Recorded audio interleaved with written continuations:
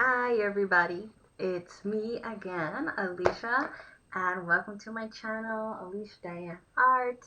We're gonna be continuing. We're actually doing a little bit extra this week and studying the masters with Mary Blair. Today is pretty fun because we're gonna do the cover art, so I'm kind of excited. The book is actually not by Mary Blair. I believe it was created like after she passed. It's by John Canemaker. So if you guys are interested in that book, you can check it out at your local Amazon or wherever you get your books from. I think I got mine on Amazon, but get it wherever you like to. So I'm gonna start trying to move some of these windows out of my way. The software that I use is, I really love it, but the one thing I can say is that it does put these weird windows up like all over the place, so I kind of have to manipulate them out of my way a little bit sometimes. But it's not a huge problem. So it just is what it is. I'll just push them on the other side. Okay, that should give me some space. Hope you guys are having a good week. I know it's a abnormal week, especially here in the States. Still dealing with an election that is undecided, I guess you can say. Undecided, I don't know, undisclosed.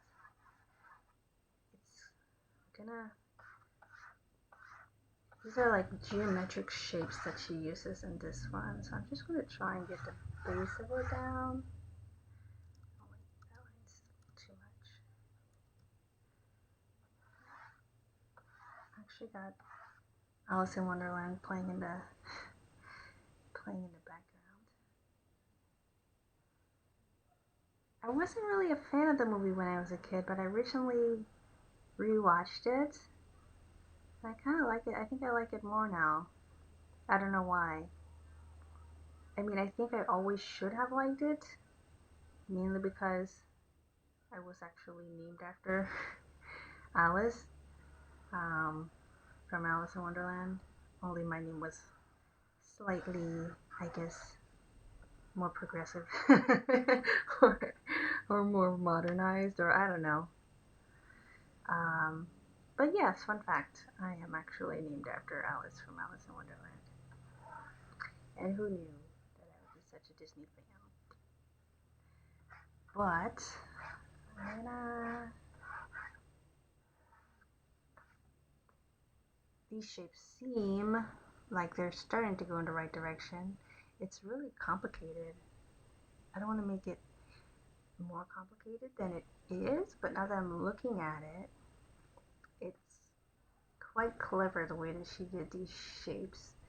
So it might take me a little bit of my problem solving brain to try and figure that out, because it's all sort of organized the way the shapes are, and then they're dissected. So I didn't get that at first, but now I'm trying to figure that out and put things where they need to be.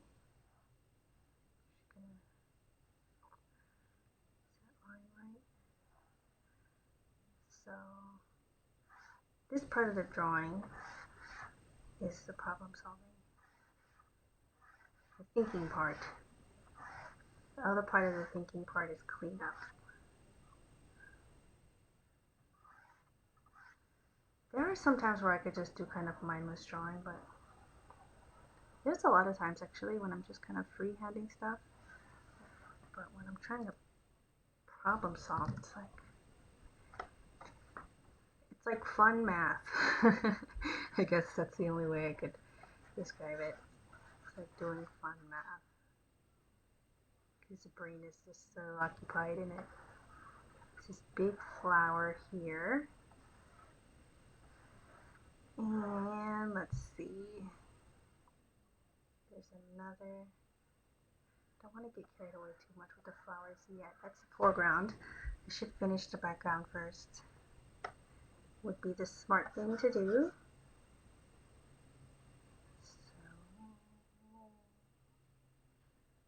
actually don't. I think the background goes even farther back.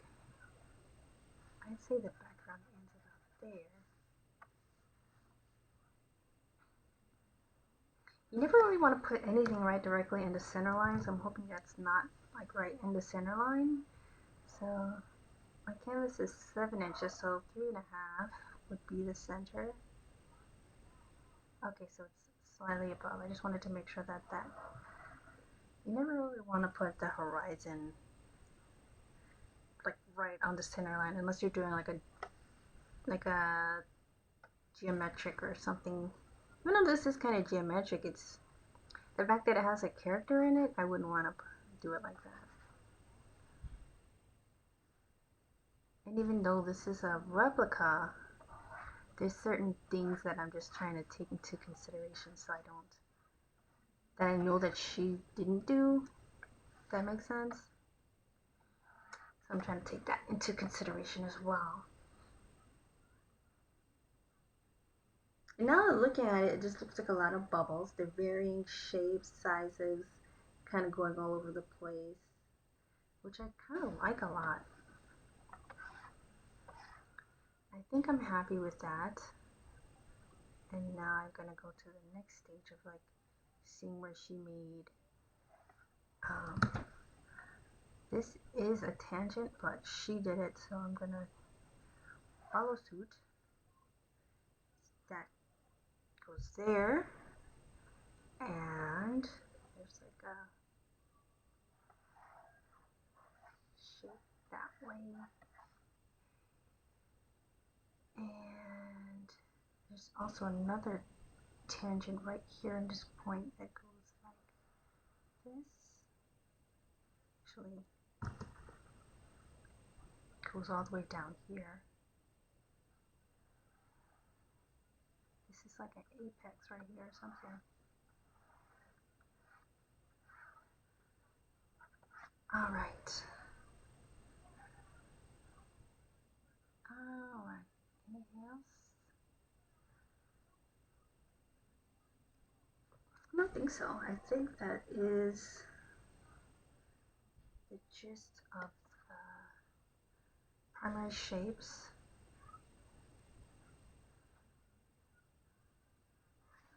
Comes there.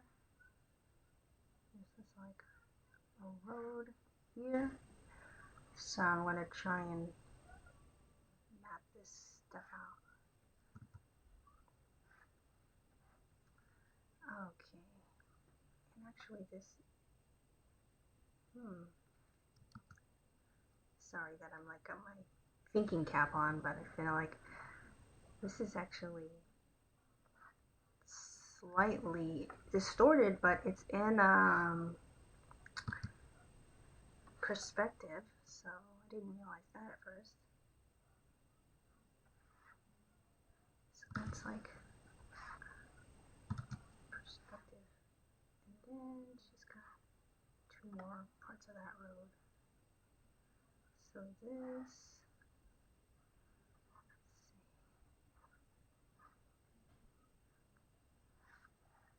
it's a little bit more that way.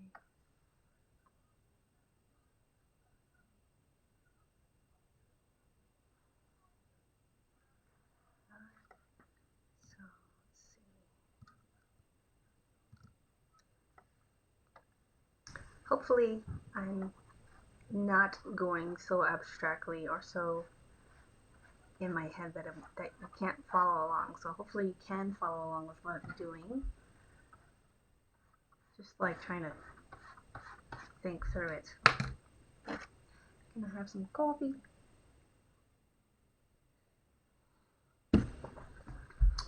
But I seem to be getting a pretty good response with these videos. I think people who are interested in them like them. So that is a good thing, I think.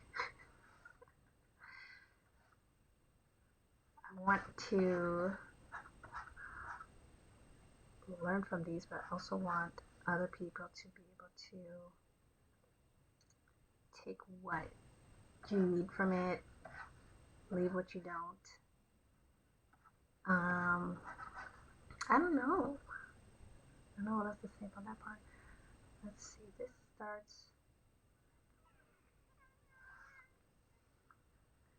Alright, I think it's about storytelling time. What can I tell you guys a story about?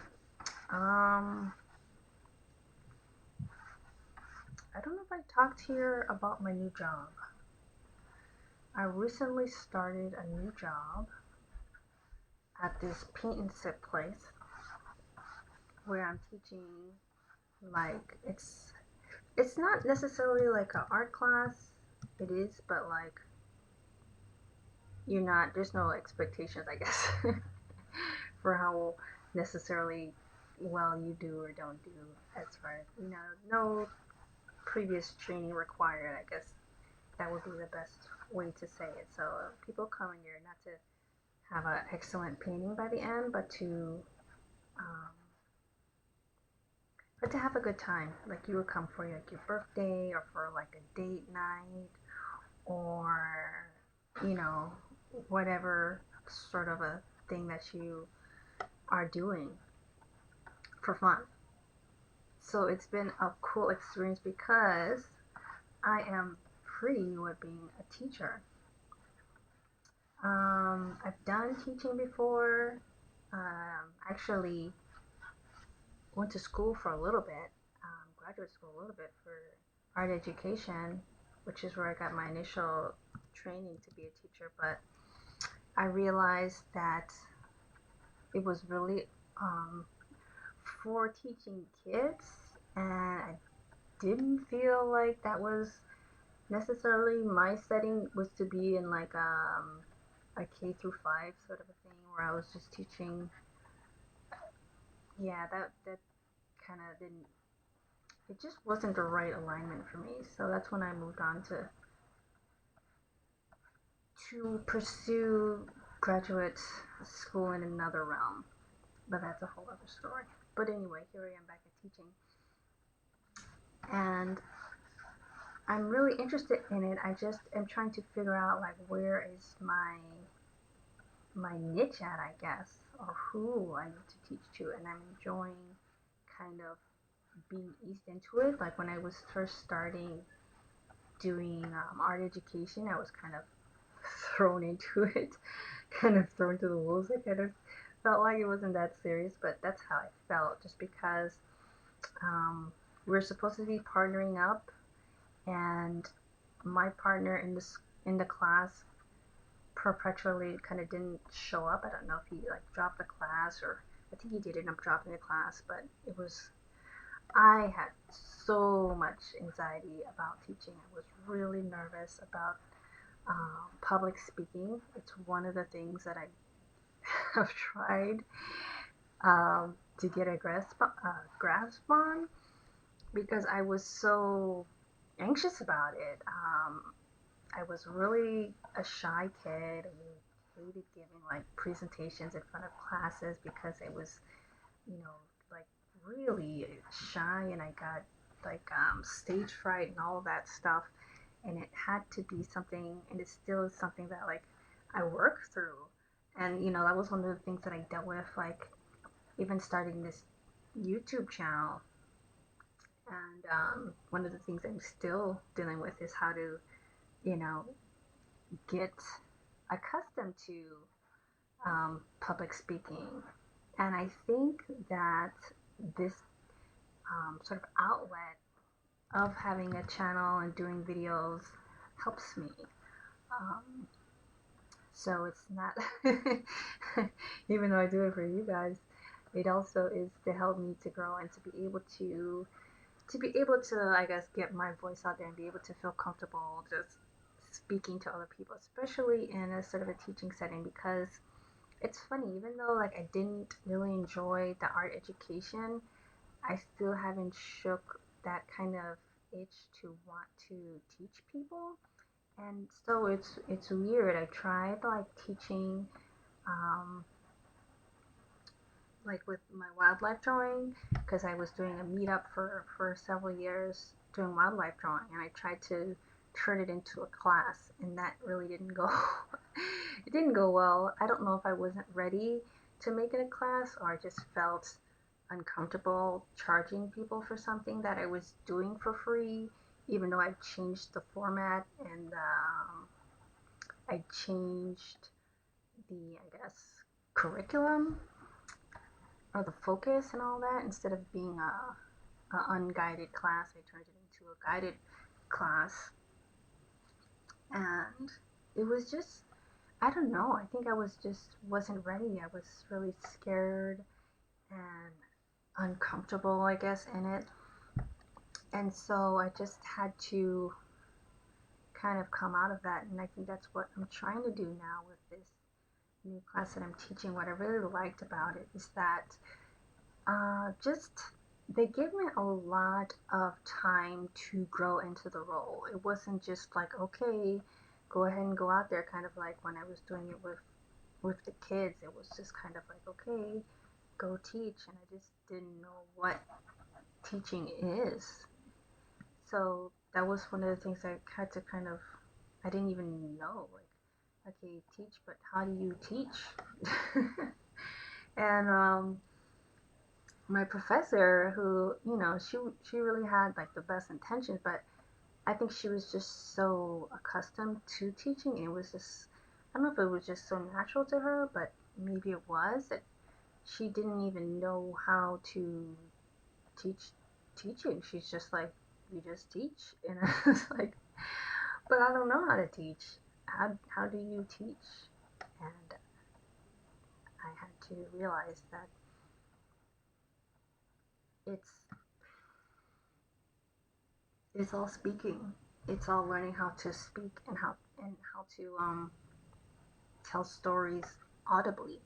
And it's funny because I always considered myself to be a storyteller, but like, and maybe that's where I had the teaching bug, I guess. It's just this desire to um, tell stories, but I didn't realize that telling stories is teaching, and I didn't realize that public speaking is telling stories. So it's all like interconnected.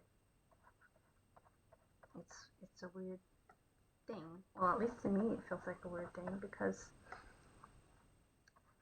as an artist, um, for me, I've been introverted a long time, and a lot of artists are introverted. I realized that, when I went to art school and everyone else was like me. I'm like, oh, I'm not the only the only one that's kind of weird or strange or whatever you want to call it. But once you realize that and you're like, okay, well, I don't want to be introverted for long, Introverted people, if you stay that way and you don't come out of it, it's, I don't know how you can really expect to make a living. At some point, you have to tell people, I don't know, can you be successful and be introverted? I think it's okay, but you have to, you're still introverted, but you learn to come out of that, come out of your comfort zone. I don't think you can be successful necessarily if you're not willing to come out of your comfort zone. That's one of the reasons why I decided that I would do a YouTube channel. I would host the meetups and I would learn how to teach. And that's what I'm doing right now. Actually taught my first class by myself, um, or not as an assistant anymore. I would say by myself. Yeah, someone was there with me, but I held the class by myself, so I'll give myself the credit for that. On Halloween, last Saturday. So I did it, and it was good, and I enjoyed it, and I didn't.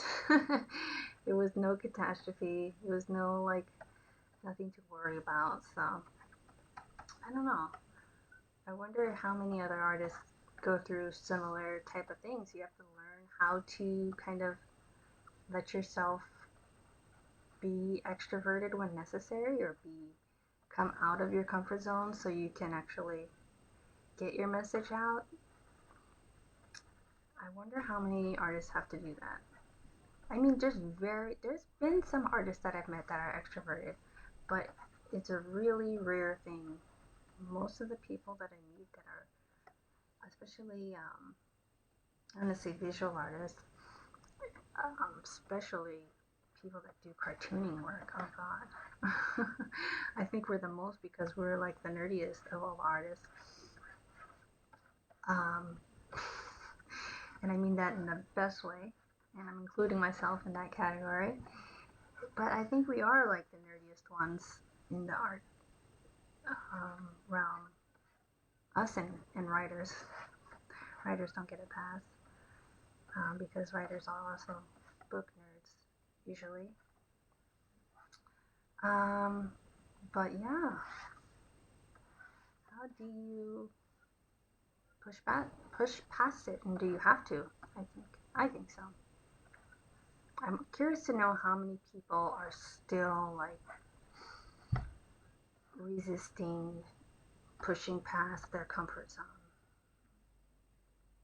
I wonder how many artists maybe listening are not even aware yet.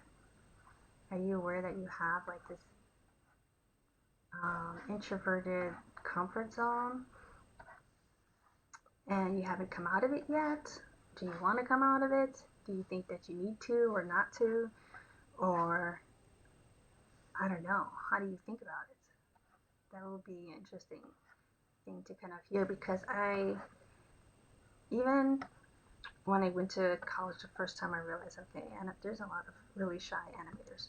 But when I went again for like graduate school and I took classes with other animators, and some of the personalities are really, really shy. I mean, there's a couple of people that are kind of out there, but there's a lot more that are just really, really shy. And so I think that's for that reason, if nothing else, this is a good thing to kind of explore how many people are feeling that way. Shy or like having a hard time breaking out of their bubble or shell.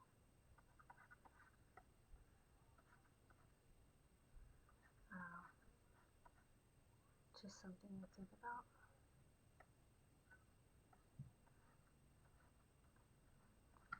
All right, that is the gist of our background. It's very busy, isn't it?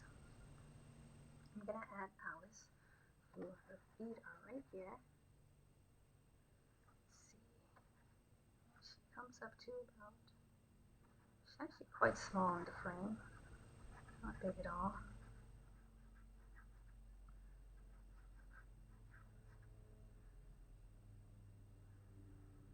Let's see. So her face is not here. It's just got a message, I think.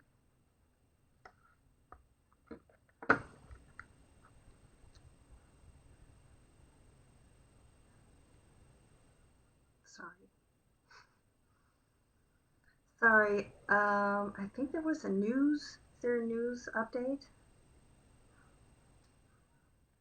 No. No news. I thought our new president was picked. I guess not. um, but what was I gonna say? Oh yeah. Are you guys introverted? Are you extroverted? Are you having a hard time coming out? I actually got fired once for being introverted. That was hard. I got fired from a tattoo shop for being too introverted. I was never a tattoo artist, but I was apprenticing and I wasn't even getting paid. I was apprenticing to be, well, I mean, it is being paid just to be there. If you're being trained, it's like you're getting educated by others. So I can't just say it wasn't monetarily getting paid, but I was getting paid with education.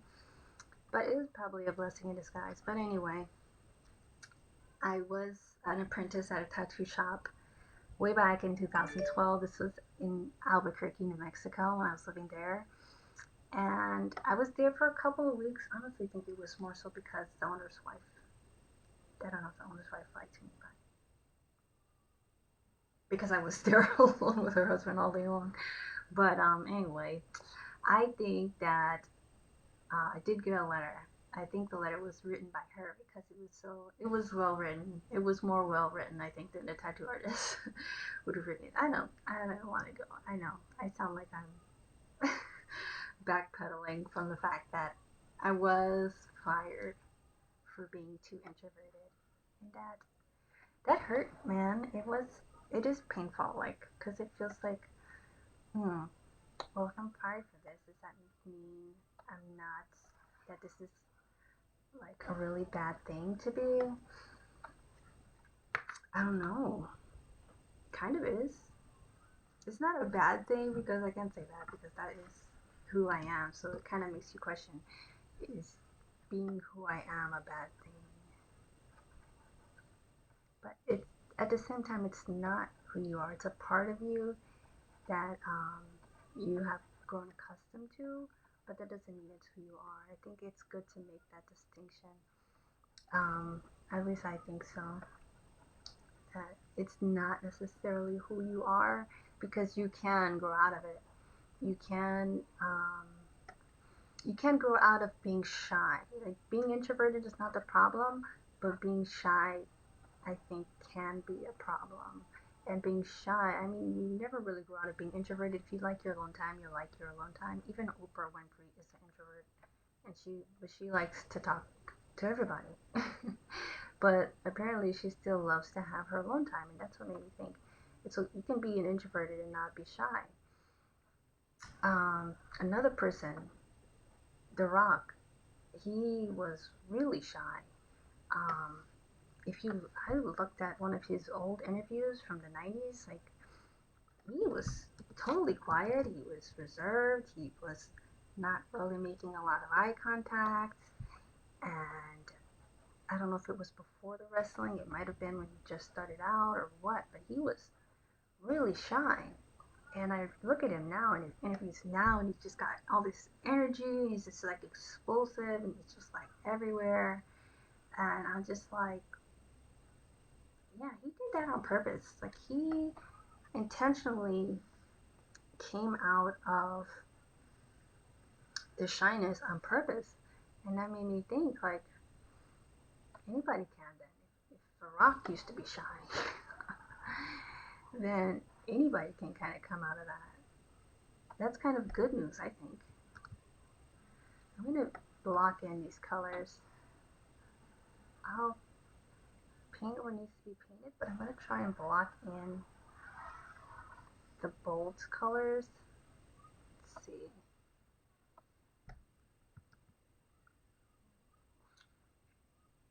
I don't think it's quite that saturated. Let me use this.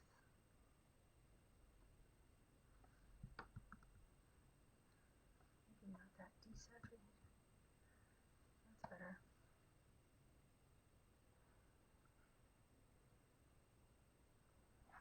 Alright, I'm going to fill these in a little bit more.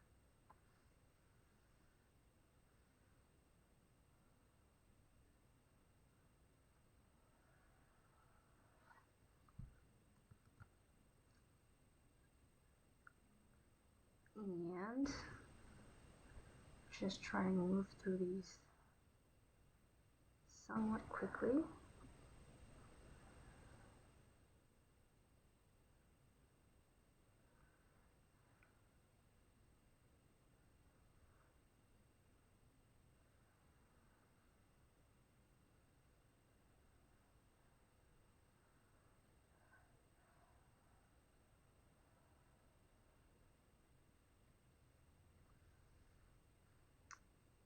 Get a nice deep green color over here.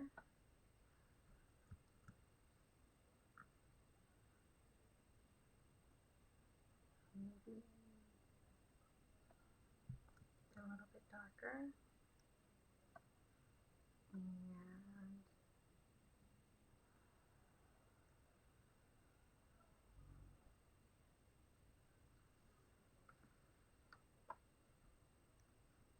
let's see, a little more yellowy. This is really like a color theory one. This is just all color up in here. It's all about the colors. It has every primary color, even like, I think her goal in this was just to make a really rich, colorful scene that just kind of popped. Because that's what this does. It just, boom, hits you with all this color. It's like rainbow. My favorite color is rainbow, by the way. I don't know, when did that become my favorite color? I think just recently I realized that my favorite color is rainbow.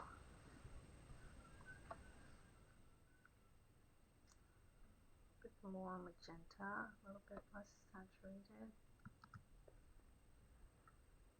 A little bit more red still.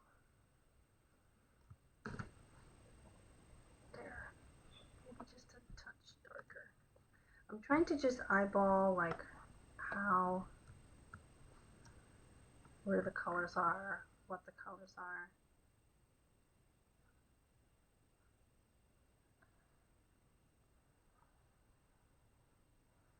Even though this part is not going through with a brush, you can still kind of try and make sense. And that's what I'm trying to do, trying to make sense of how she is just incorporating so many colors into one frame and how they're blocked out. She used like the geometric colors that help to break apart the colors so they're not just mixing together like awkwardly. I like that they're all kind of separated by these big shape forms that she has. Let's see. I grab this color too here. Use it again. I'm actually going to use it for this whole section here, and then separate it because I think that whole part is kind of, it's definitely in color. And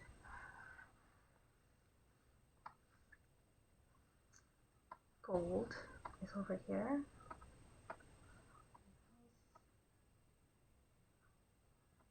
Orangey gold, like that, and a big block of oranges right here.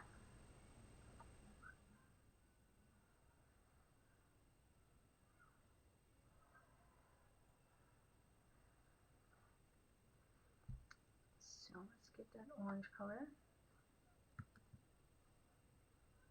deeper.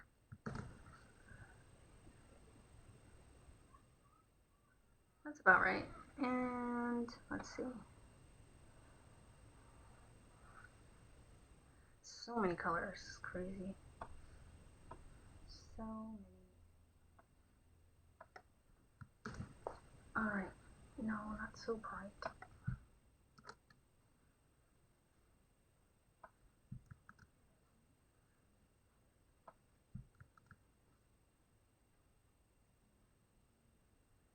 More red. More gray.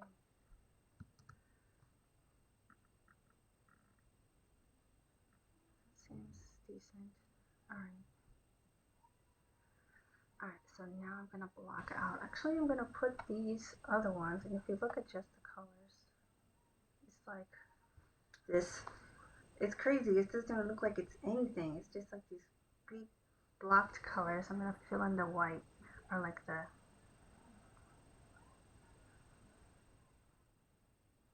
these parts that are gray. Fill those in so it's more clear. Oops.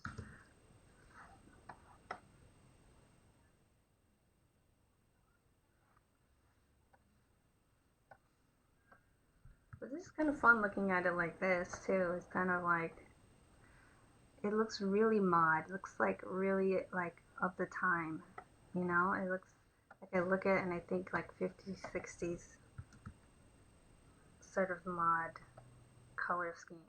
I like that. It's rainbow, but it's also like kind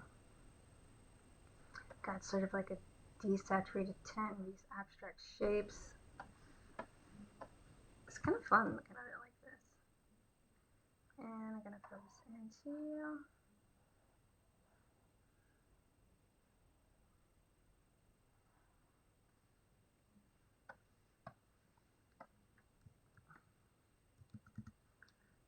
Just color, just everywhere.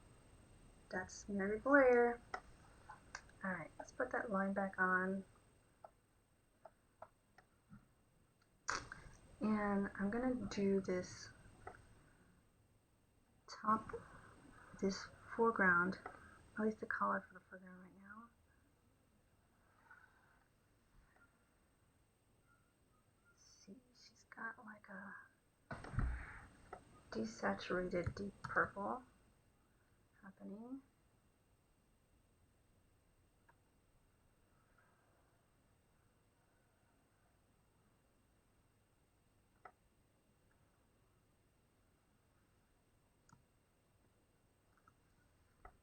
And this one is just a little bit lighter.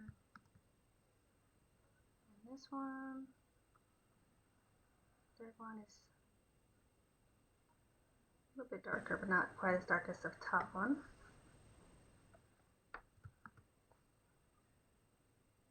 And less saturated than that.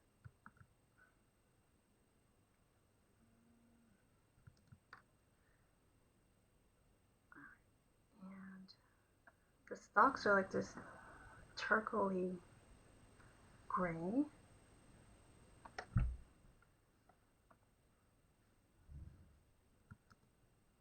Yeah, that's good. Like that. Let's see.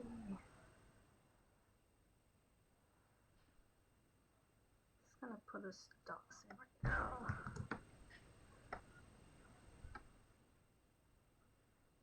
Let's see, what else can we converse in regards to on this lovely Friday afternoon?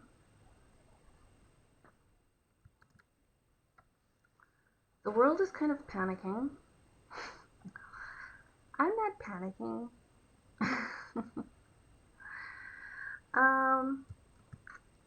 I'm not panicking because I decided to not panic anymore. I decided to not panic after I turned in my ballot, and I just said, I did my part for right now, and I'll worry about my next part when it comes to it. Because, I mean, if there's anything I learned from 2016, we don't have control over much of anything, so why bother? We're over worrying, I would say. I don't think there's a point of over worrying. We just do what we can do, put in our ballots, and let the rest be what it may, and worry and concern ourselves, I should say rather, with the next part when we get to that. Because we're not there yet. We're not there with the next part. It's still in the counting phase. Let's just let it be what it is right now.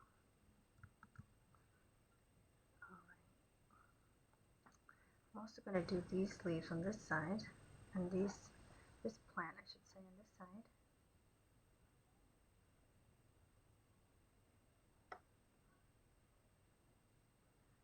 Best of our ability.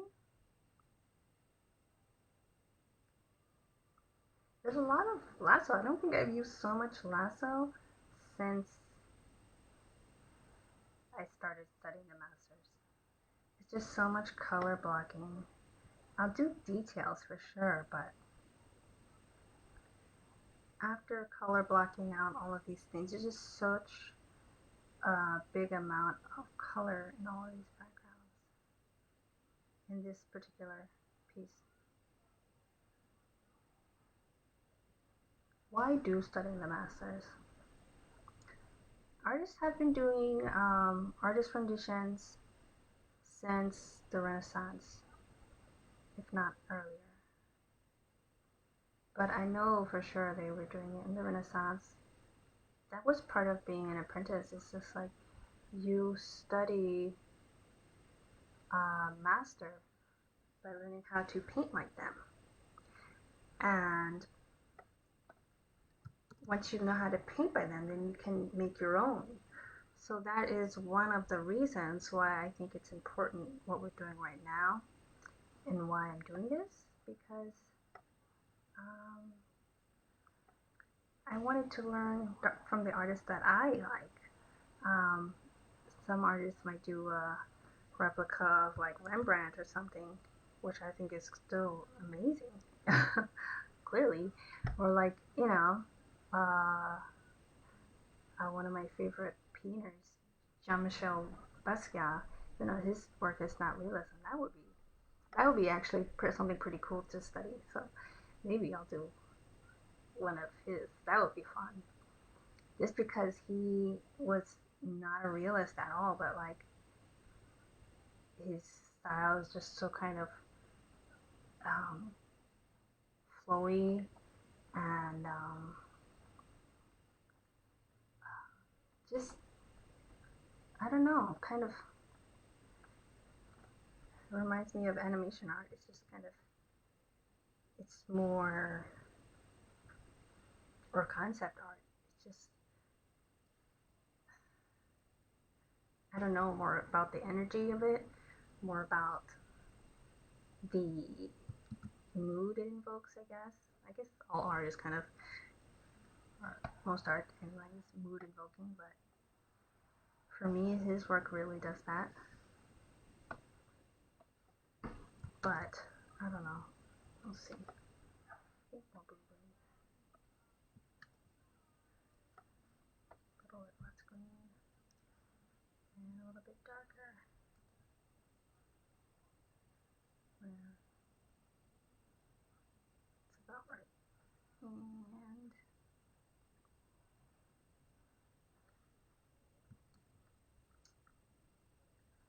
And there's another leaf. I like how she closed off the painting though by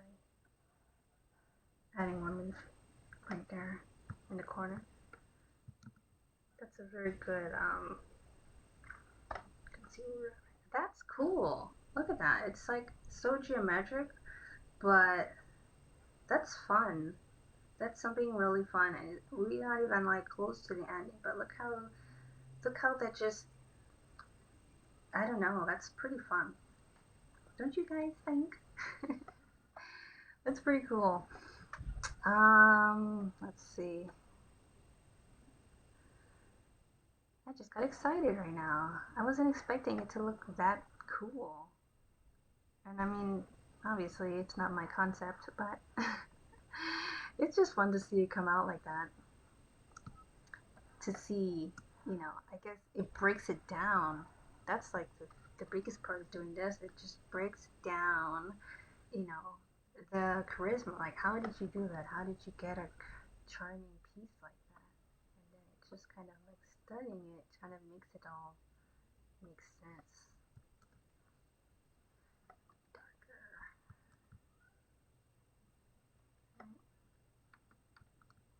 Deeper, grayer. Trying to find those colors still.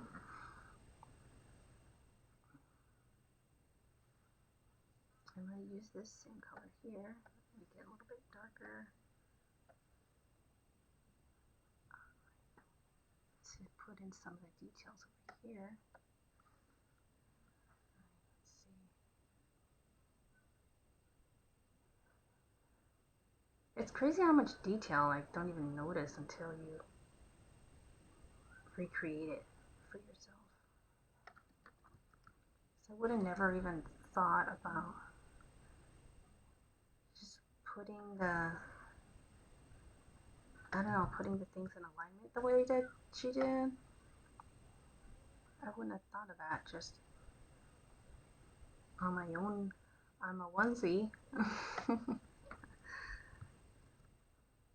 Oops. There we go. Just wouldn't have been able to think of it in that way.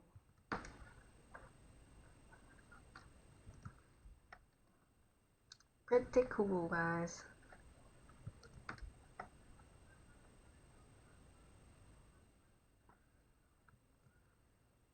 Alright, what else?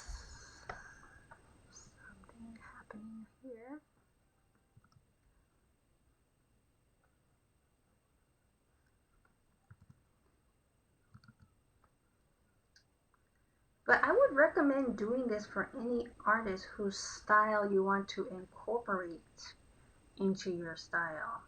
Like Mary Blair is one of the artists whose styles I want I wanted and want to incorporate into the way I look at painting in general.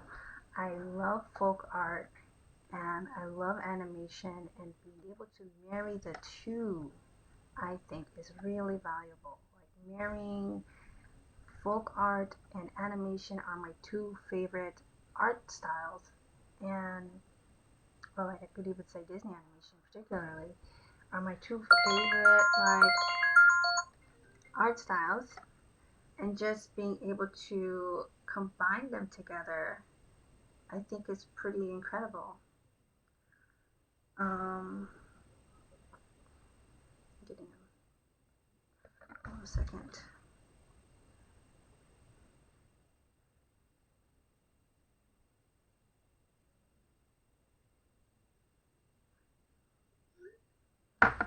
um but I don't know, sorry, I lost my thought for a second.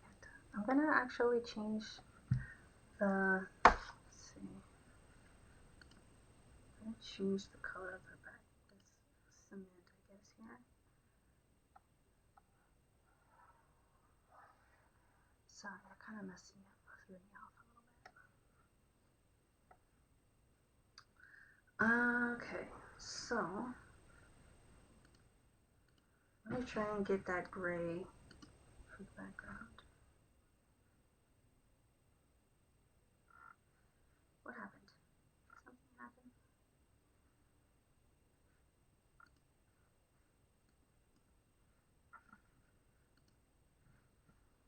Hold on, I got a message.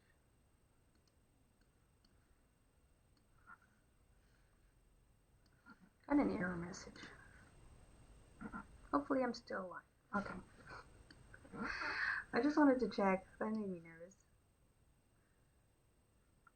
That made me a little bit nervous.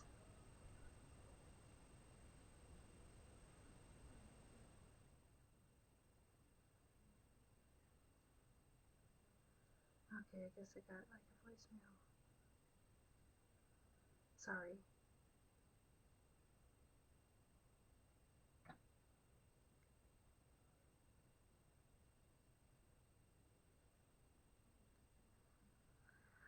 Okay.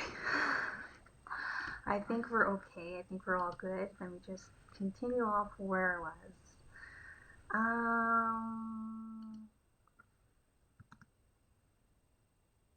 That feels about right. And I think for save this, I put this funny meme. Saving it makes me just think. I put this meme, not a meme, it was like a video. It's, what is it? It's like a concept artist in a horror, in a haunted house. Didn't really think of it because one of the horrors that was happening was Photoshop crashing. I think that's every artist's worst nightmare is when Photoshop crashes and you didn't save your work yet. That used to happen a lot. It hasn't happened for me. I don't think at all really. I don't know if it's happened at all in CC. I don't think. I mean, it's had errors and bugs and things, but I don't think it's just crashed and I've lost my work. Knock on wood, in a really long time.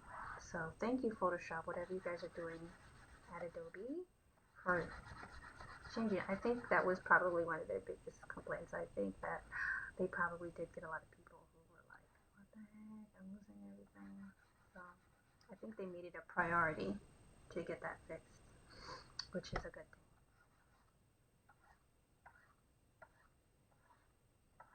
Do this little sidewalk. Let's see what it looks like without the line. Yeah, I'm gonna clean this up a little bit more. I think I'm gonna get another brush. Ooh, that's so pretty. I love that. I love it. And I couldn't get my last video to go up on YouTube. I don't know what's going on. It might have been the same thing that's happening now. Was that crashiness that's happening. I don't know what happened, but it's not working for me. kind of like that. Doesn't really, it's not the same texture she uses exactly, but I kind of like how that looks right there. Yeah, that looks cool. And I'm going to add some more texture by making this just a little bit, just going over with a little bit darker color, because you can see the texture in the original. I want to do something to make it a little bit more, less, I guess, digitally. It's the best word I can think of. Yeah, let's digitally give it a little bit of contrast with some of that.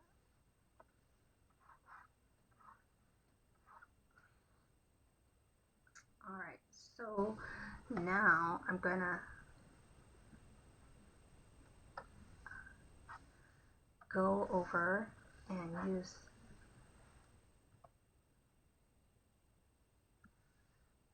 a much darker color to put these sidewalk type lines here. I use this because it will help me a lot to figure out and do them really quick, because I'm not using a ruler or anything. You can use a ruler in Photoshop, but I don't really like the ruler in Photoshop necessarily. It's helpful sometimes, but I'd rather not. Alright, I think, yeah, I don't like where that one is. Should be a little bit lower.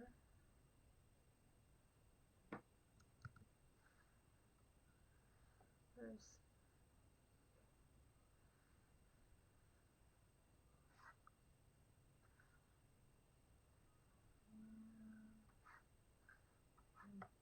right. It's not bad. This line is bugging me. There, I want it to be more.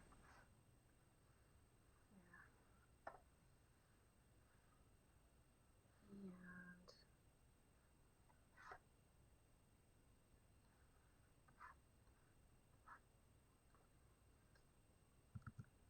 I think that's a little better. Alright, I think I got it. That's where I like it. Alright, that's much better. How about this line right here? Let's see if I can fix these two. Oops, is that already? Oh man, I can't do that. Alright, well, that's alright. I'm gonna leave it like that, I think. That's fine. And let's see, what else can we do? What's the next step? Save. What happened to my movie?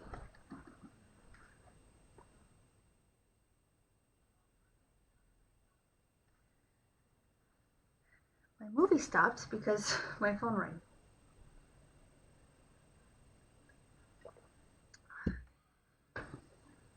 Now I'm trying to figure out what the next step is. Probably adding in all those ridiculous amount of flowers. That part looks painful. I'm not even gonna lie, that doesn't even look like something I want to do right now. But, however, I will. Of course.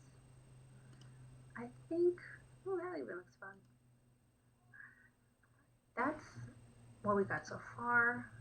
What we're gonna do right now is I'm gonna make a new layer over my background, but under my foreground. I'm gonna turn down the opacity of my sketch just a little bit so I can see better. And just a sec. I didn't ask you for anything, Siri. Siri's talking to me. I didn't do anything, Siri. I promise. But it did stop my movie again. Alright. Where can we go from here? Should we start from the top? My first thing I want to do is find a brush that works, that looks a little textured and gives me a little bit of fun. I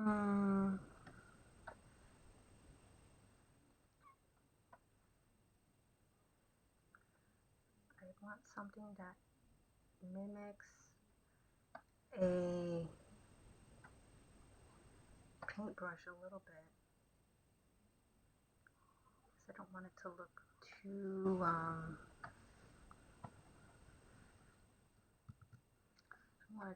too just like, you know, digitally.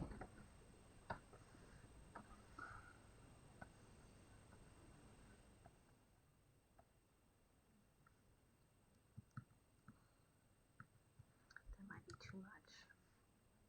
Let's see. Maybe, let's see. Let's see what else we got here. Maybe a chalk or pastel might work. Oh, that feels good. All right, I'll use this. A little bit smaller. I'm going to go ahead and go through and get my flowers in there.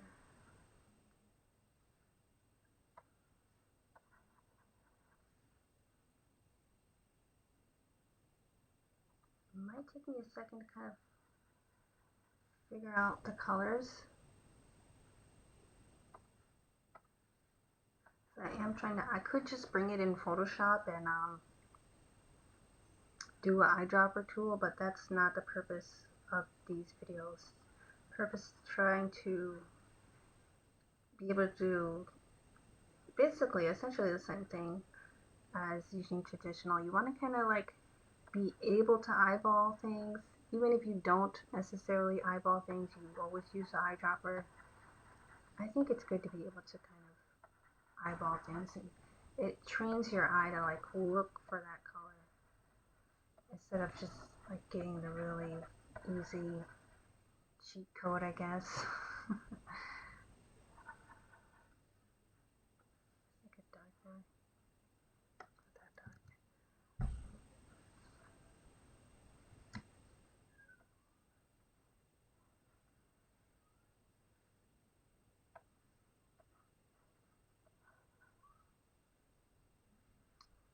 Yeah, some of these are a little bit darker. So let me just have like an edge. Alright, and gonna move on to the next flower, which is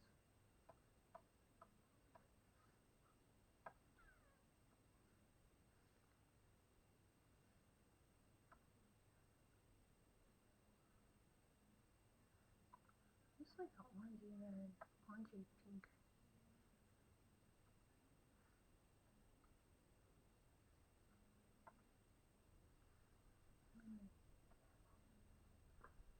It's too light. It's weird, you think it's gonna be one color and then it comes on the page, it looks totally different. That's the other part about training your eye too.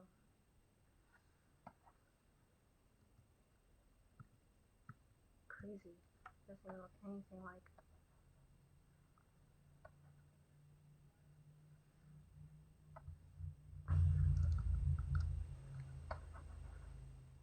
That's better. Right. That seems about right. It's weird though, it didn't look anything like it. Like what I thought initially. There's a couple of colors I tested.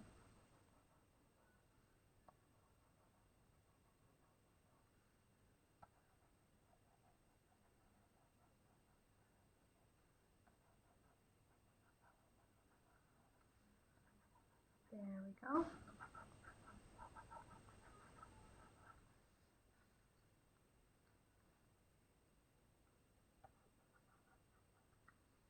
Let me check my message real quick.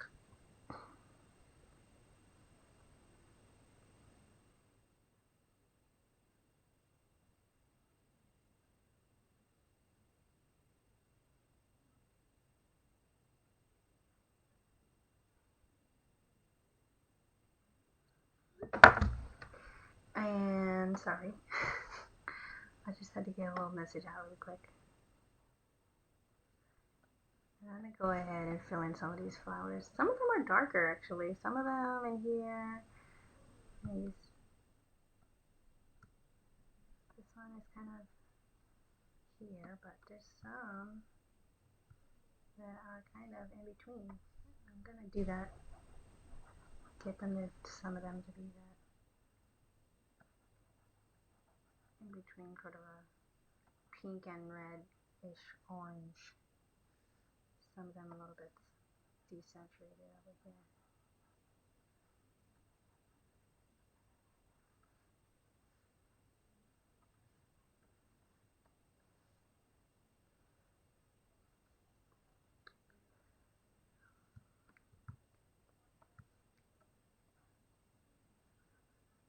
All right, let's see.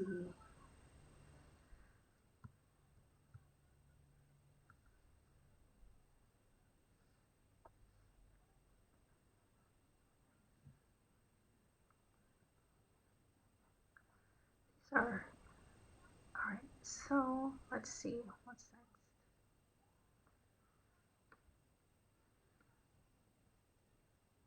I'm kind of confused. Because now I'm looking at it, looks like some of these, it looks like in here, it's actually more of a bluey green. This comes around, oops, like that.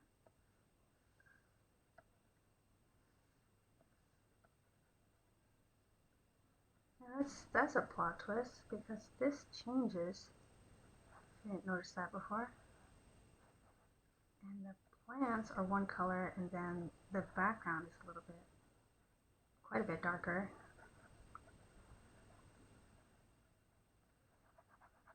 So I'll fill these in like this.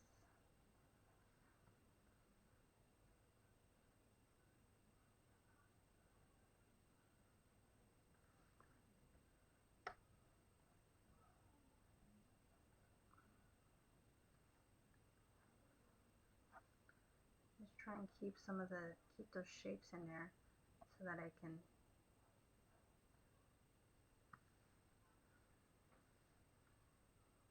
I think that's about the gist of it. If this makes sense.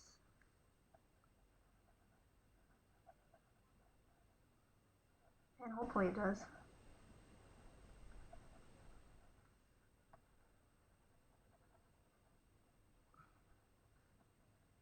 Hopefully it makes sense to all you crazy cats and kittens out there. I am trying to speak and smile at the same time, but I don't think it's possible to draw and speak and smile. Maybe it is for some people, but I don't know. For me, it's very hard to try and it's very hard to try and smile while drawing intently because it's such a focus.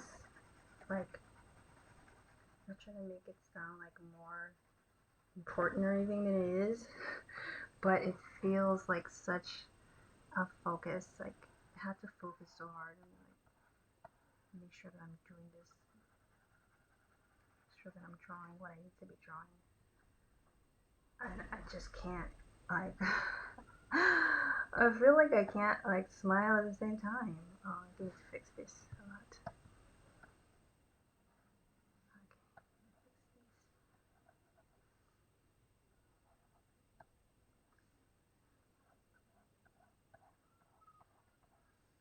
You know what's really cool? And at the botanical garden where I'm at right now, oops, I'm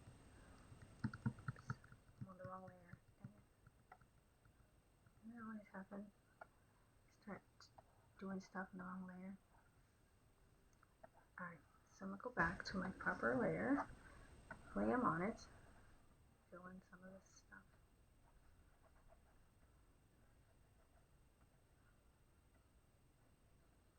But at the Botanical Garden in Atlanta, where I'm at right now,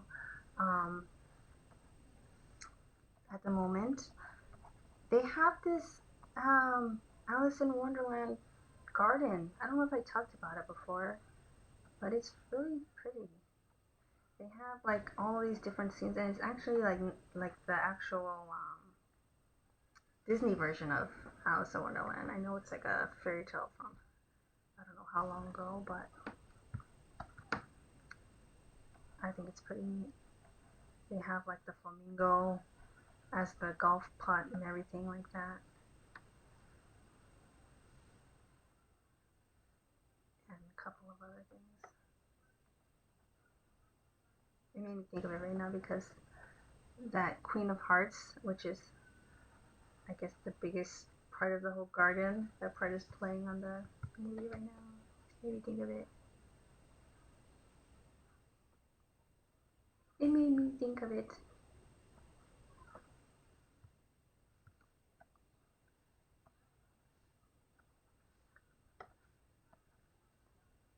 I really need to, I think there's more flowers in here. Maybe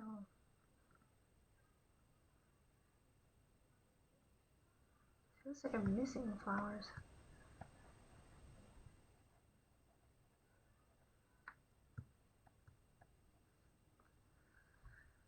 Alright.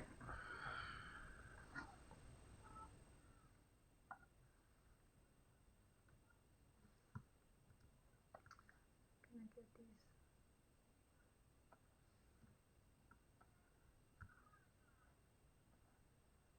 I'm gonna try and add these stems here. The stems are definitely part of it.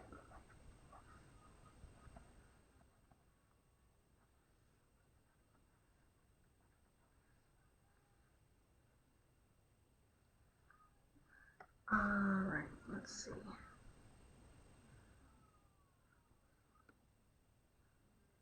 Yeah, there's definitely more flowers. I need to get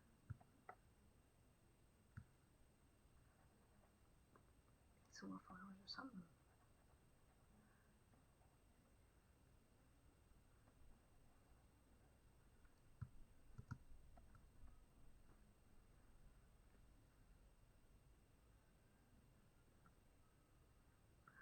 Okay, let's see. I need to.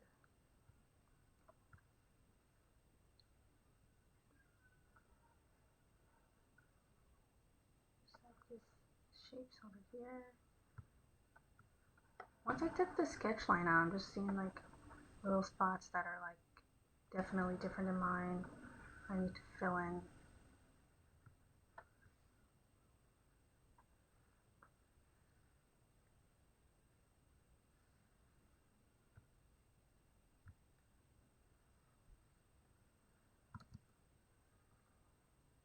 Where I'd like to fill in.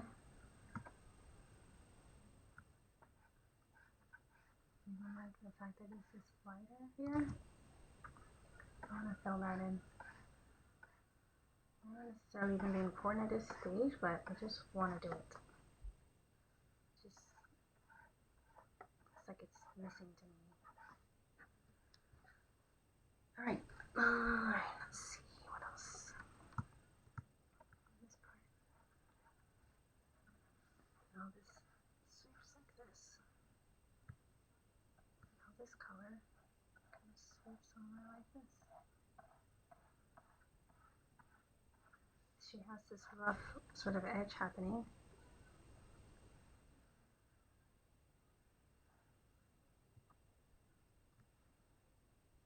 This is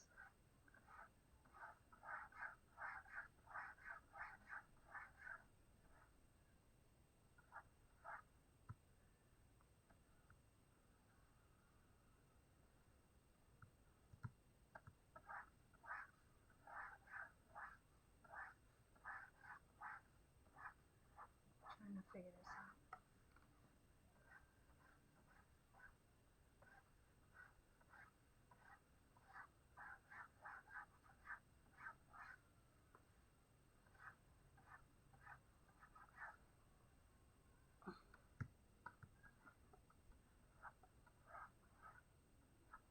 trying to get like the roughness and the cleanness to kind of combine together.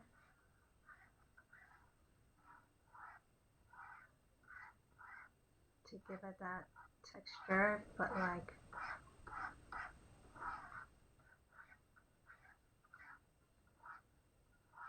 keep some of the geometric aspects of it.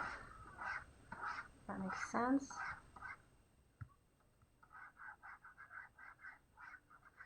kind of going back and forth with that. All right.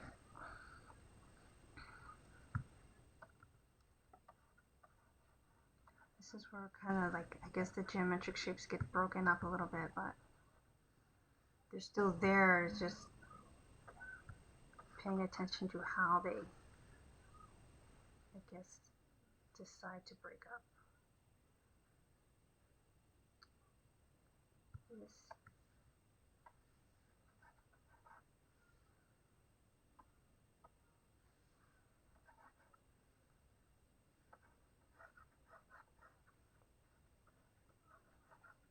That's where that color is coming from.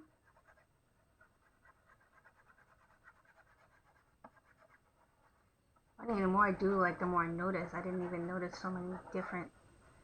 I didn't even notice how this changed right here before. You see it now as I'm adding the details.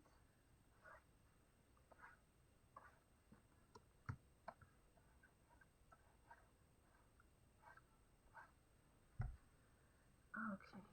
Let's see.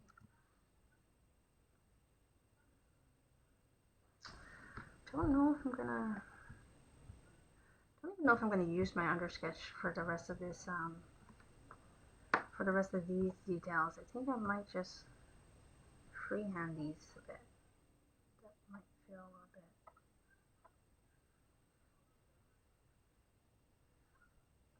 Because I'm noticing more, and I want to get it even more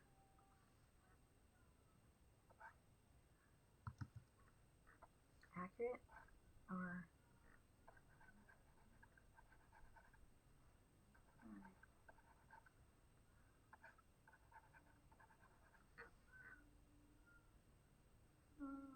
okay.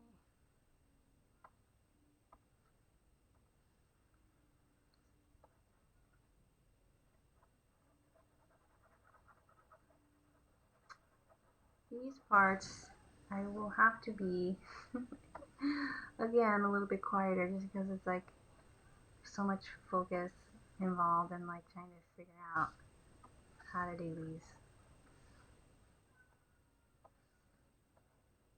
Getting the right color, the right placement.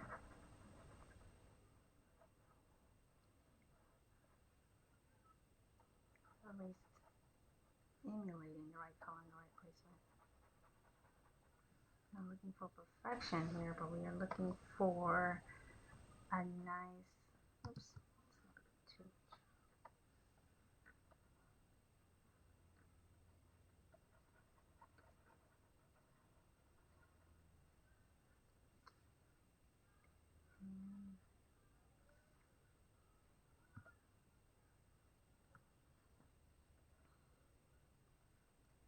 So let's see how we can do this. I love these colors though. I mean, who would think to just put the entire rainbow in a painting like this and make all these fun shapes out of it.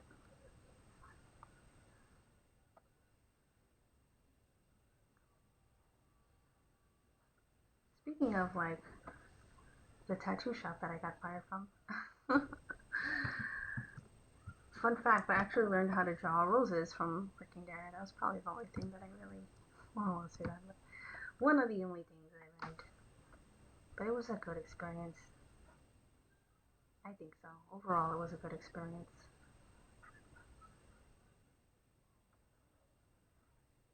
And you know what? You really learn. I definitely needed to grow and to learn how to be more communicative I guess would be the best word. I don't know that I'm very communicative now, but much more than I used to be, which is a step. One step. Alrighty. Get in there, guys. Get in there. Slowly but surely. You can see like her sketch, and she actually can see her pencil line underneath, just so slightly. You know, I'm going to draw her pencil line everywhere, but a little bit of that pencil line is, you can see where she was sketching. Alright.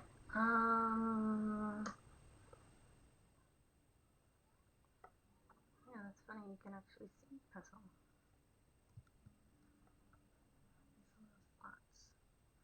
Alright, so here I'm going to do these nice little lavender flowers.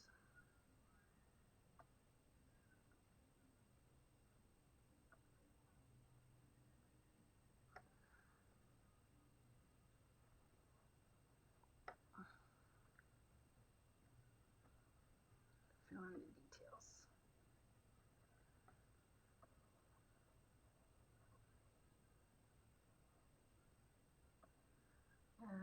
They start off lavender and then they get a little bit more on the blue side. Oh, I'm starting to get hungry now. I can feel it. Always like towards the end of these videos, it's starting to be like, okay, it's time to go eat now. Sure, I save. Sure, I save my work.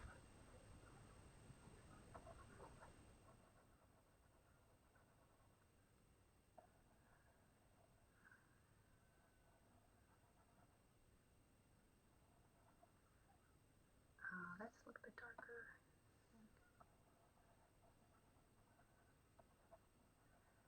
I love all these colors. So many.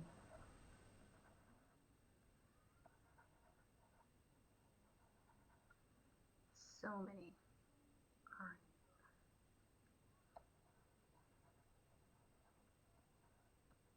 This one comes.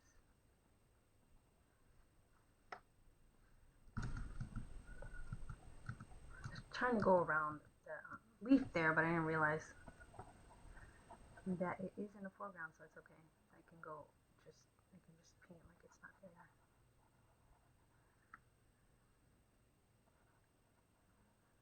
I'm kind of trying, won't be exactly the same as hers, but I'll try and manipulate the area so that at least it emulates what you're doing. I'm not trying to make it shorter or take shortcuts necessarily. I'm just trying to like figure out how to get the feeling of hers.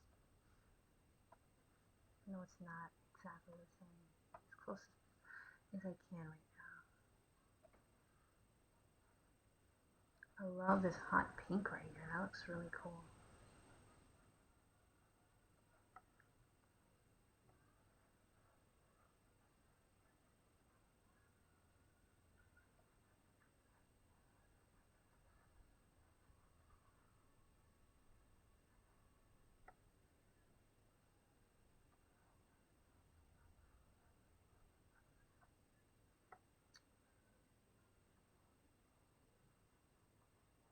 And Alice in Wonderland just ended, so does that mean we're at our hour and a half point? I guess so. Actually, it was paused for a while, so I think we're past that. It just stopped on me for one reason or another. Okay, let's see. And over here, there's like some little pink blades of grass. I love that.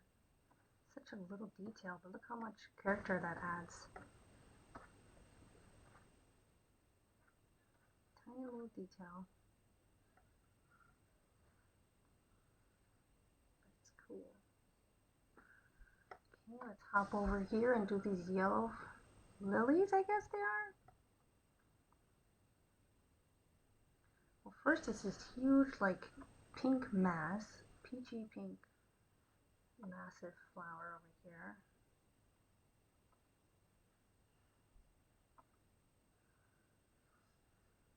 in the orange realm. Is that about right? Comes.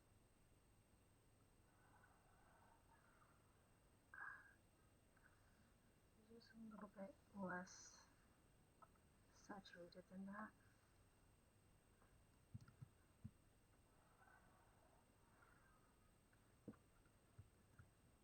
That's perfect. And now I'll go ahead and add those yellow lilies.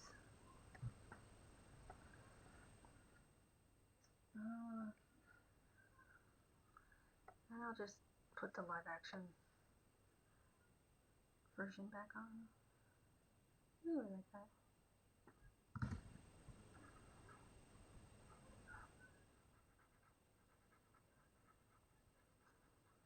I think for these guys I'm going to use the lasso. Just makes, I think, a little bit more sense. It's just fur.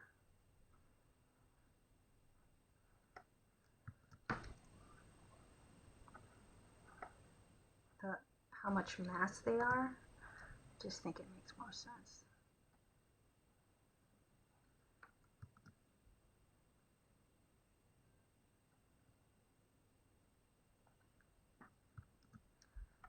And right now I'm just not even using the under sketch, I'm just kind of freehanding it just based off of the original.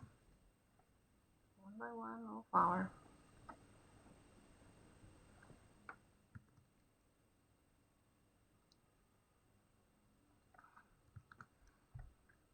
Eyeballing it.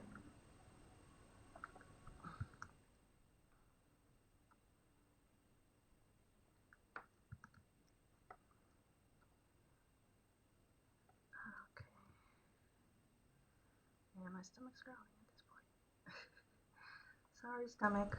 I know you're hungry, but soon enough you'll get something to eat. Oh wow, that was a remember my stomach talk back. What? What did you say? Feed me now. Something like that. That was horrible, but something like that.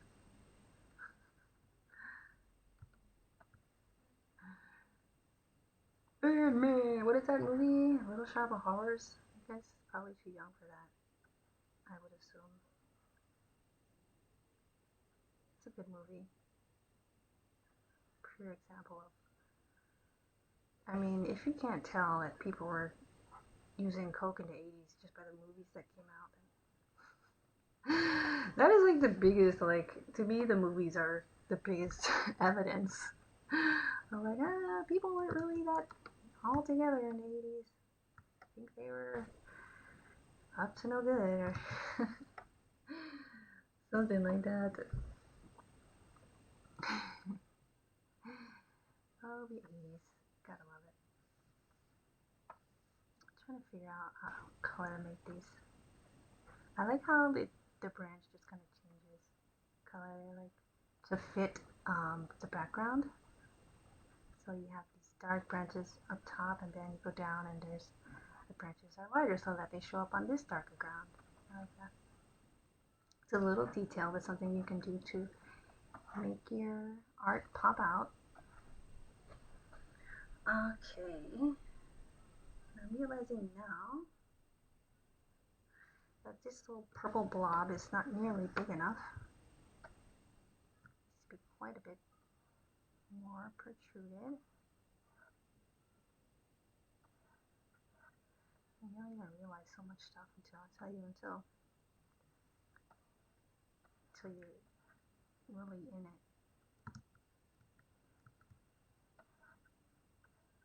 I was gonna get mad now. Sorry guys. I didn't have breakfast or lunch yet. Just coffee. Promise I'll get something as soon as this is complete. It happens, right? Typically wait till the end of the day, but this is kind of pushing it. Okay, and it's just like Try and get these. How is this on? It's weird like that. I didn't even know what that little band-aid thing is. I never use that. I only use, like, raise your hand if you only use certain buttons in Photoshop every time you come on and you have no idea what the other ones are or do. That's me. I have no idea what a lot of these buttons in Photoshop are. And I would consider myself, I would say, an expert Photoshop person. But there's still a lot of things in Photoshop that I have no clue what they are. I've been using Photoshop for 20 years and I still don't know what a lot of those things are. Almost 20 years, since I was 19. How old am I now? Okay, we can change the subject now. But long enough to know.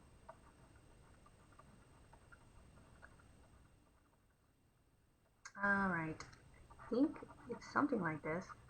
Weird little bush. I don't know. You know what? I'm gonna add some texture to the brush. I think that's what it's missing. It looks too flat. It's looking too flat, I think. I need to get that sort of traditional texture look in there.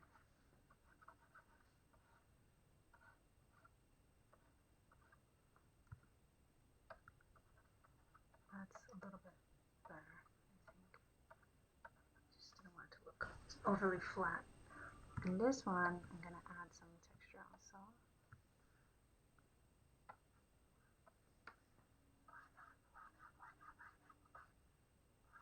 I don't know what brush I was using though.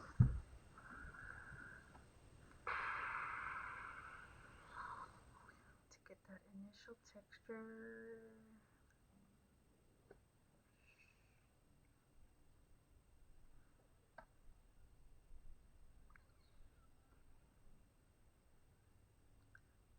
Trying to find a brush.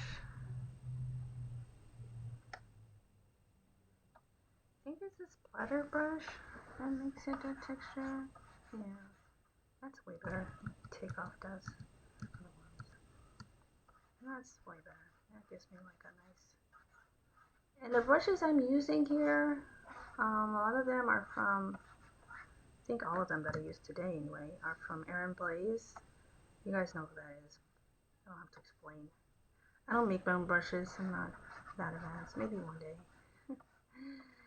Maybe one day I'll be on that sort of a level. But I can make a pretty wicked cool replica painting. Just someplace to start, right? Gotta start somewhere. Alright, save. And add more textures too as I go about. Grab that color. Get more texture down here. Ooh, whoopsie. I think I need a new layer.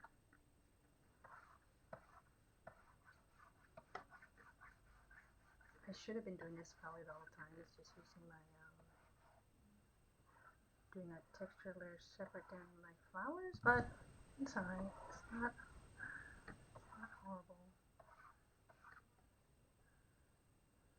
Alright.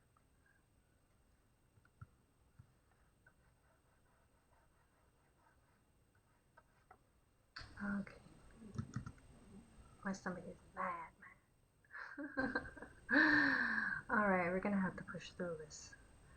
I'm gonna continue, finish my flowers once and for all. I only have a couple more to go.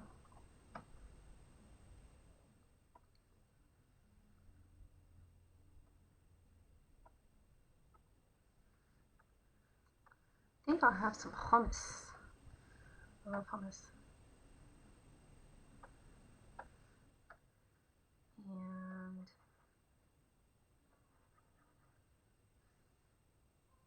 a little bit deeper. I don't like that color though. I like this color. I like to imagine that the original painting, it's like a replica of a replica that I'm using. It's a book cover and a photo of the book cover, but I wonder, like, seeing an actual painting, I gotta imagine it had to be really vibrant, I would think. So I'm gonna be okay with these being a little bit brighter than hers, because I think that probably her original painting showed some of that, or very likely so. Okay, make this line down a different color.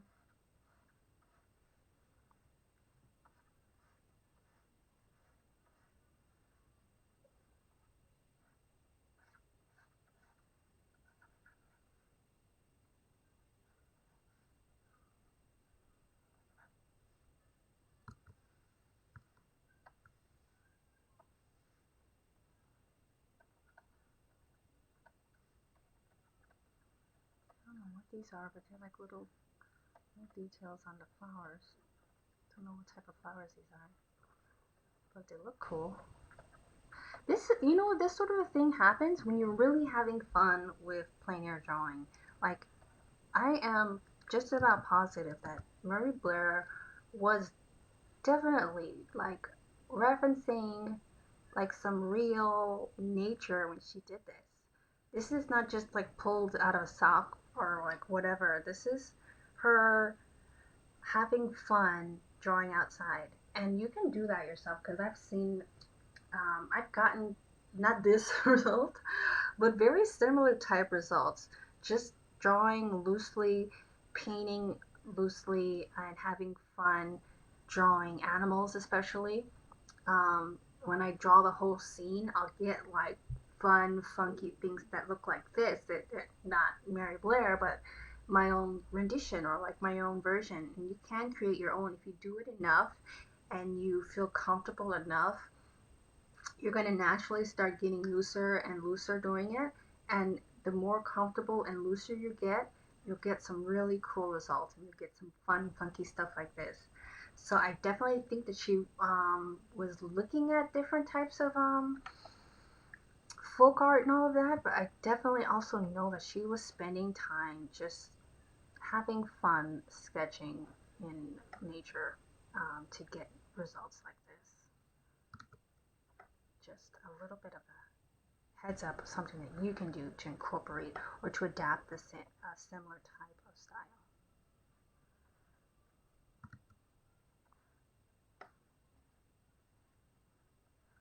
If that's something that you're interested in, which is something I'm definitely interested in. And it's quite cool.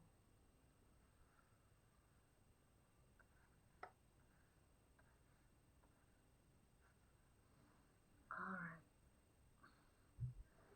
I'm going to go through now, and I'm going to add some more texture. Actually going to make this a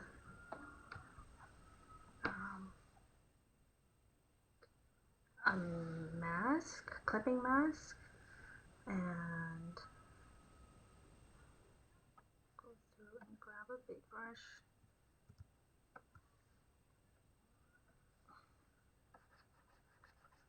Add a bit of texture onto these flowers over here.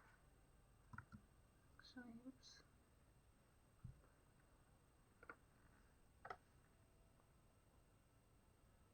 Like over the stem a little bit. Don't want to do that.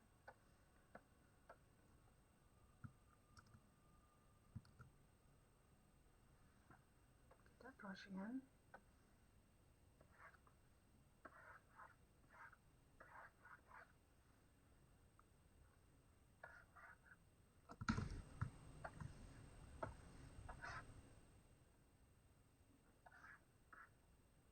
Oops.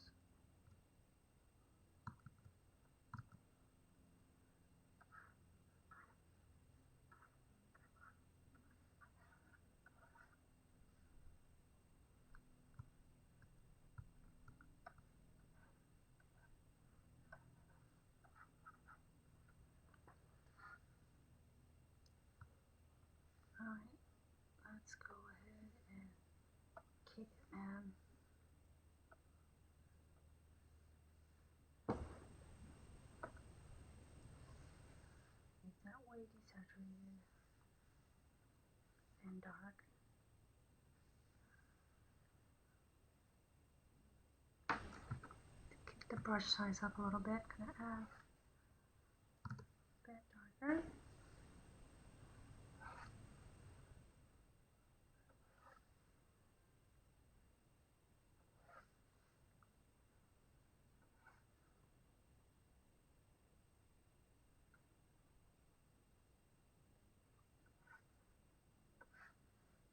Oops.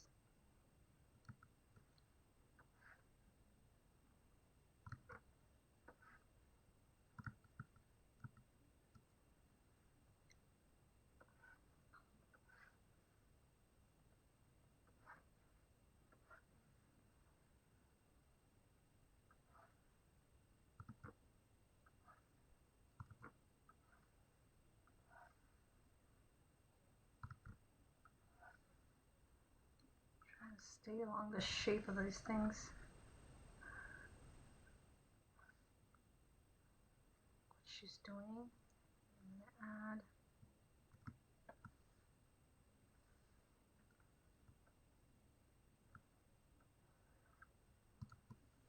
quite that dark.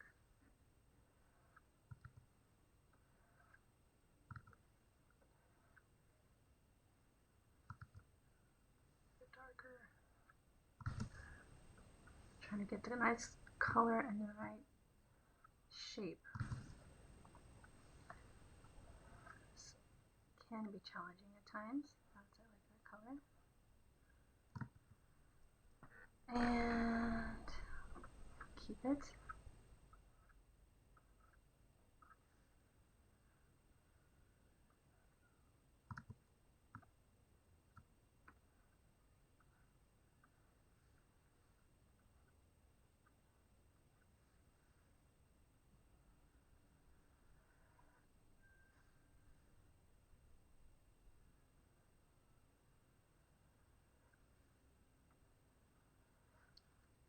Now we're just getting into all the hairy details.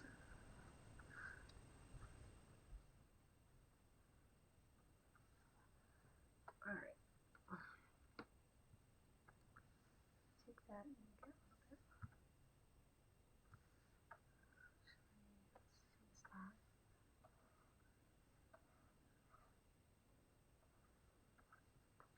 That is fun. I think it's fun. And I'm gonna add some bit of light over here.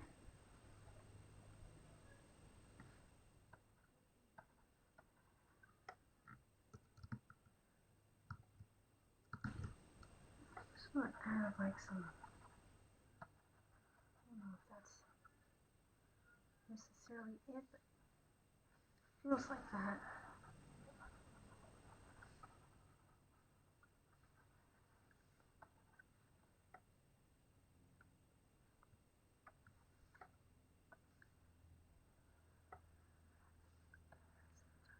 There. Some darkness there. That's so fun. I love this. Now that I'm looking at everything, it's like really came together. That's so cool. All the thing that's left, guys, as far as I can see, is we're gonna add our Alice. Remove these layers so I can actually see where she goes. And let me zoom in so I can see her better. I'm just gonna do her fibbing real quickly. And let's see. Sure, I'm on a whole new layer. I'm just going to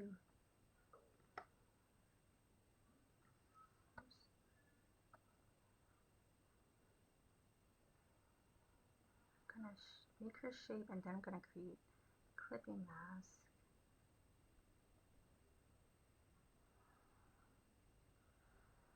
Because she's really simple. There's no detail or anything like that. It's just very simple.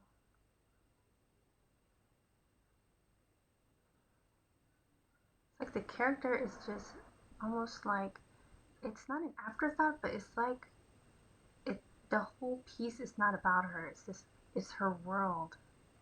It's where she is. That's what really, she is just like the icing on the cake. I definitely wouldn't be as strong without the character, but it's just like, I don't know, there's something about the way that it's done. It's really cool. Okay, I'm gonna save this. Actually, rather than make a clipping mask, let me see if I just lock the layer and I just paint over it. So I just used that little checkerboard lock. You guys can see it right there in your layers menu, right in the corner. It's the first thing when it says lock it. You see a little trigger mark. That's what I used.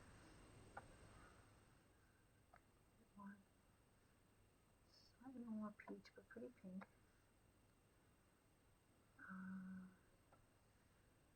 Just using a basic drawing. I'm just gonna fill her in.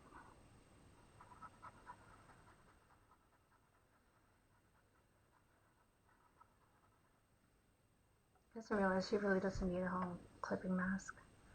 Just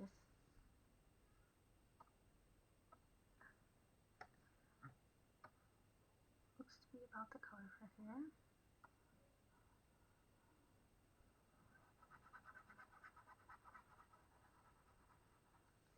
Maybe a little bit on the lighter side.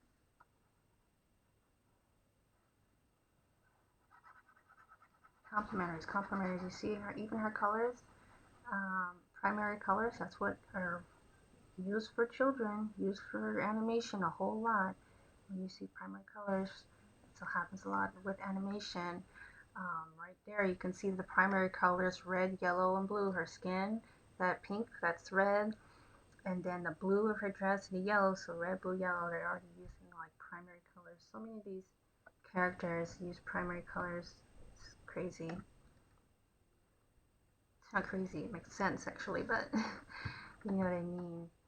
Like I didn't realize how often that's used in movies in general. I wanted to say animation, but also all other types of movies it's used in a lot.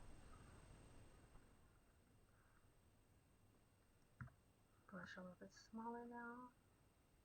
So I'm getting into some of the detail.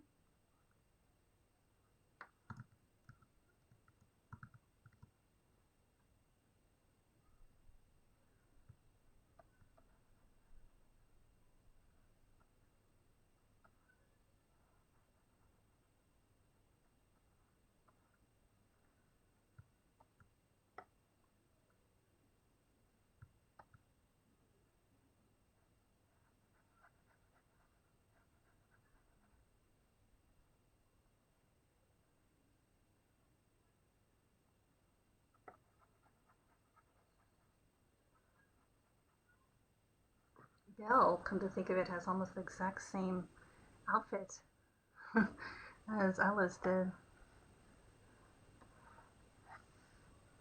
Actually, let me go ahead and don't think it's necessary to fill this all in by hand. So I'm just gonna go ahead and drop that in there. See what her hands are.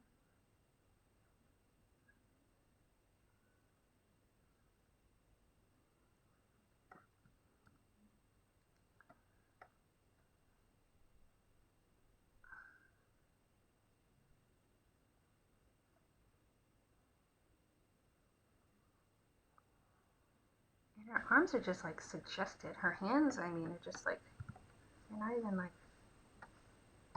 really there. They're just kind of suggested. There we go.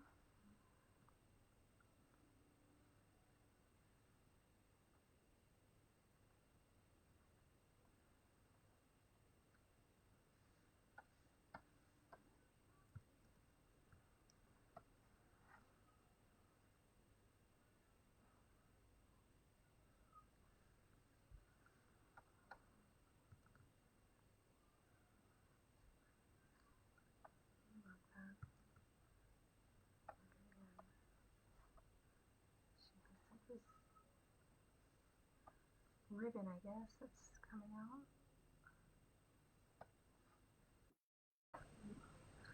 Okay, Photoshop.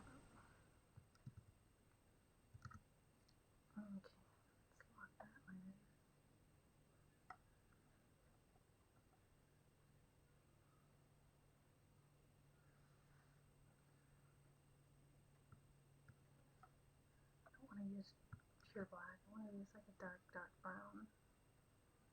So I think that's more along the lines of what it is.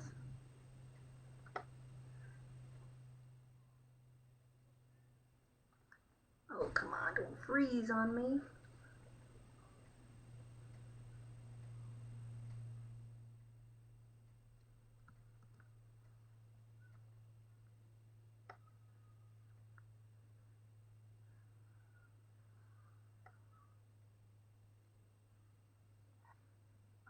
Okay.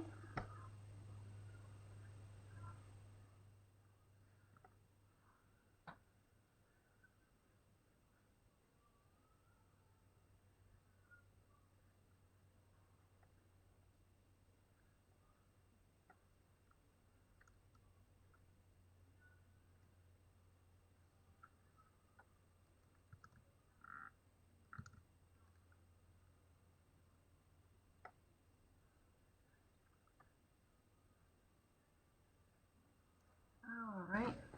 Just trying to even out the shape of her apron a little bit.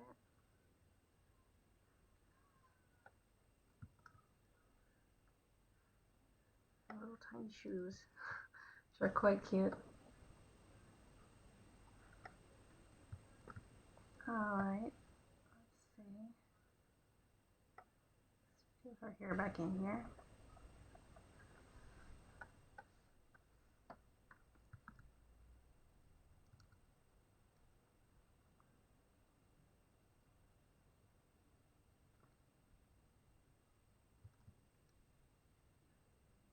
And for this part, I will use black.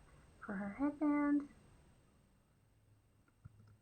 and for her eyes, which are just suggested, as Mary Blair often did, just like suggest eyes. Not sure if her headband is necessarily in the right place. Well, she's got some bangs in this photo.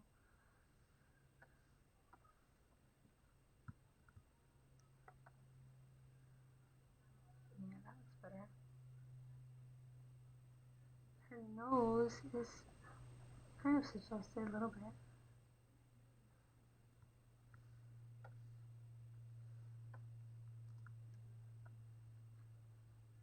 And then her lips.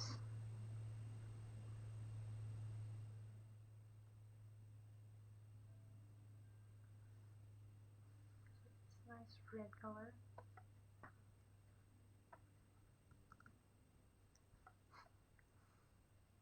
Not quite so high. Let's see. I'm going to change her head shape, so that's throwing me off a little bit. Yeah, unlock this. Her head shape is a little bit. Let's see. Trying to figure it out.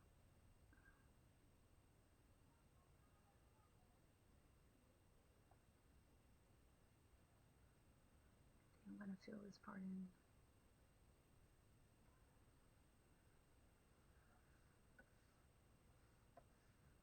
Let's see if this works.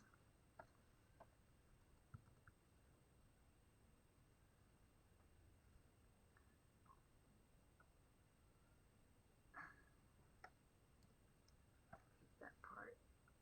Don't want her face to be lumpy though. God no.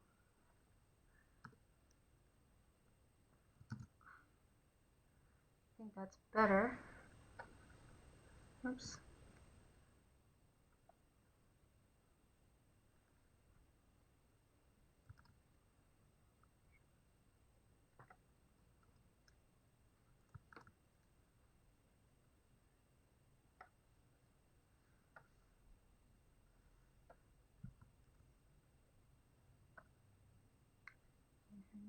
And her mouth.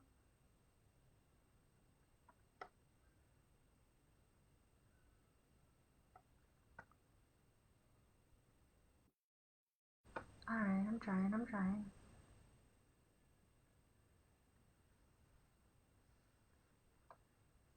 Suggested.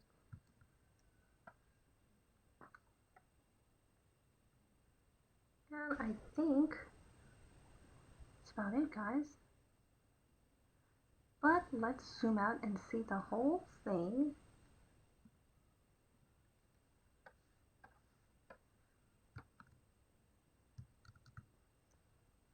Fix her sleeves just a little bit, because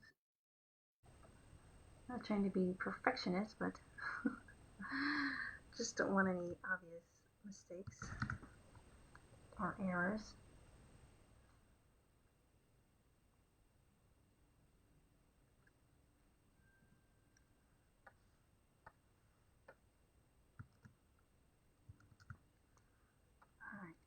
Alright, so let's see. Let us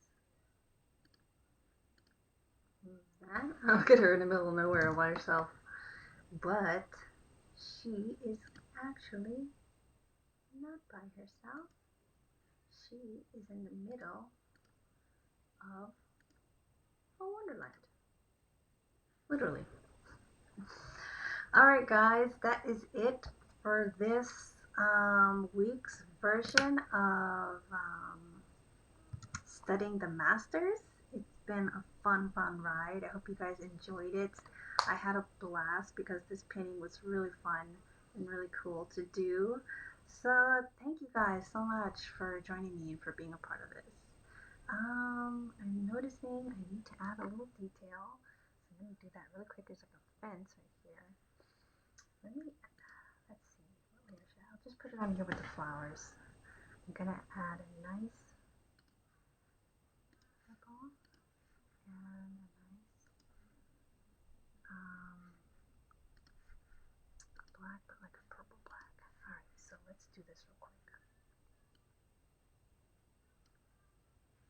Alright, I'm gonna add just a tiny little detail because I don't want to lose too many things. I know I've been hungry, so I'm trying to like, just like, alright, let's do this. Let's do it done. I'm gonna go eat.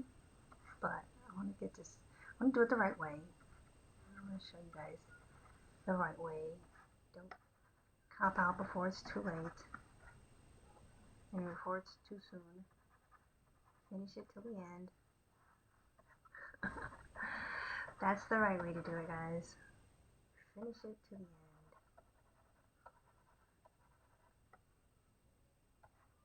That way you'll have a finished product.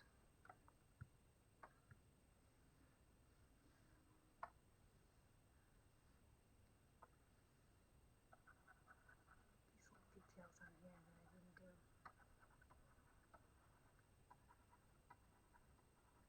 Trying to make them look pretty and nice.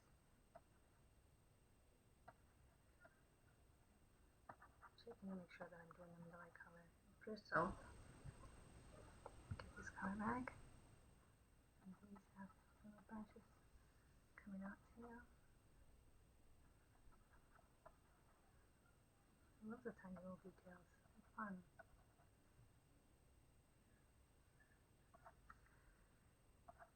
Alright. Now this fence that I totally missed. Like this.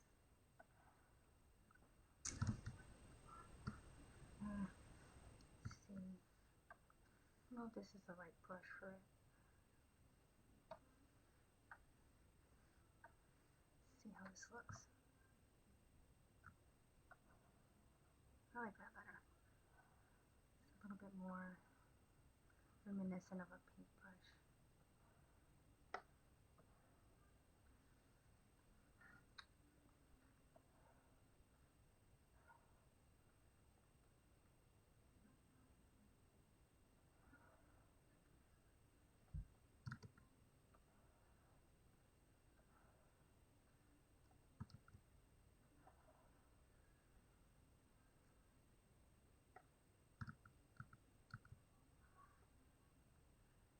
This one is condensed. This one is big.